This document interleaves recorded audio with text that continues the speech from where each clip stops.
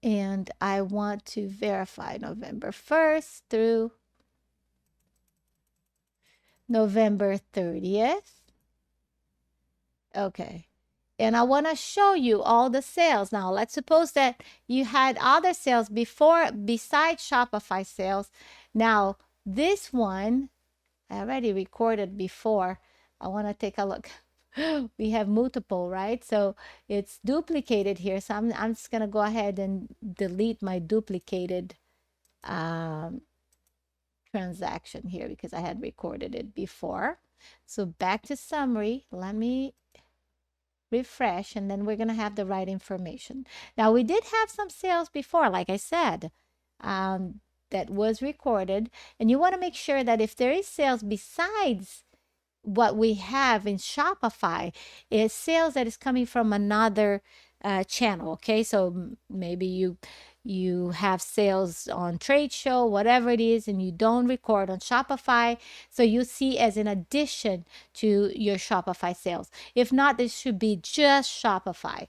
And if that's the case, we're going to see that the Shopify is set up where the Shopify sales and the discount refunds is a sub account of Shopify sales. So I'm going to see the total Shopify sales here, and I know what belongs to Shopify and what doesn't belong to Shopify and what's my total income. So you also want to make sure that Shopify fees is here. So the $26.50 over here. And then, of course, you're going to take a look at your net income. All right, so here is how we record the sales from Shopify to QuickBooks Online.